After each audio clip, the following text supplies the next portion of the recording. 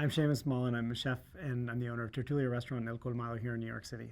We opened Tortilla 5 years ago and El Colmado 2 years after that. So I've been around doing this, and I've had restaurants prior to that here in New York. So I've been doing this for a long time and cooking in the kitchen for about 22 years.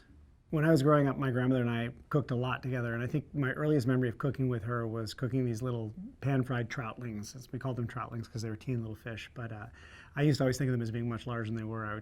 I'd go down to the stream and fish in the morning and catch these little trout that I thought were 7, 8, 9, 10, 15 inches long. In reality, they're probably 3 or 4 inches long.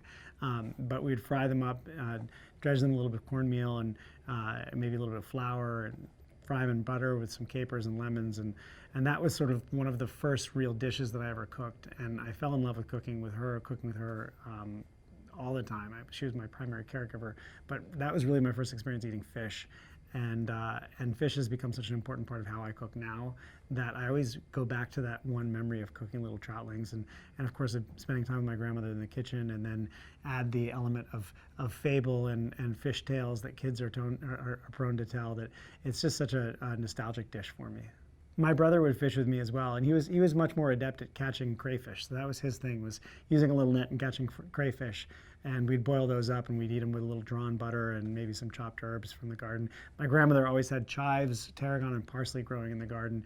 And I fell in love with chives and tarragon at an early age, and something that you don't think of most 7 or 8-year-old kids really loving, but I loved having herbs. We'd make our own herb cream cheese and herb butter, and if we were having little fried troutlings, we'd put some herb butter on it sometimes, or with the crayfish, we'd cook them in a little bit of the herb butter that we'd make with the chive and tarragon. So my brother and I were both really involved in cooking, but he was much more into chasing after the crayfish, and I was more for the trout.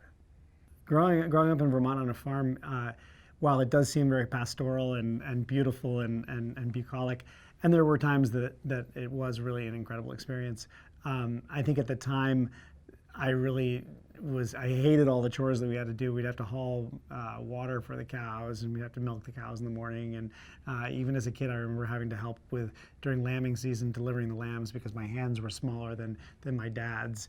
And then there was just a lot of work. There were always chores.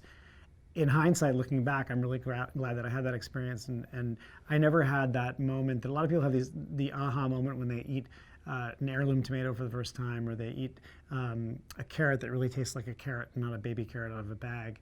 And for me, my experience was sort of the inverse of the typical aha moment with food. I grew up with really, really good carrots and really good heirloom tomatoes. And the first time I had like an insipid, limp, pale, whitish tomato that didn't taste like a tomato but had sort of the crunch of an apple, I didn't even know what it was. I didn't recognize it. So I didn't realize how good the food was that I had grown up with.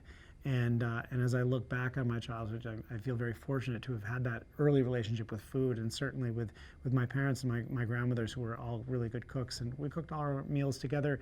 We ate all of our meals together.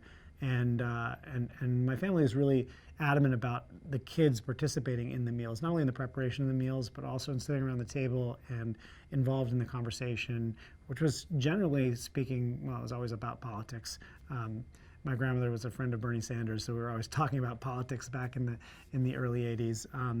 And I think that really had a tremendous effect on how I thought and how I grew up and how I evolved as an adult, as a young adult, and then later on as an adult.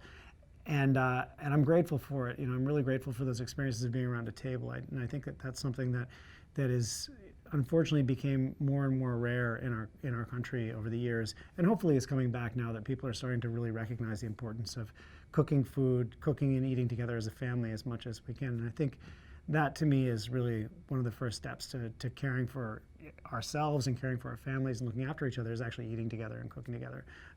So I'm lucky to have had that experience, and certainly growing up in the country on a farm is very different from living in New York City. And there's things I love about both, and I do miss being in the open country, but I also love being in the city and the energy of the city. And I'm lucky enough to be able to go back and visit my family and get to spend some time in the country. But it was a huge important part of my life growing up in the country, and I think it was definitely what drove me to ultimately become a chef and to pursue the career that I have.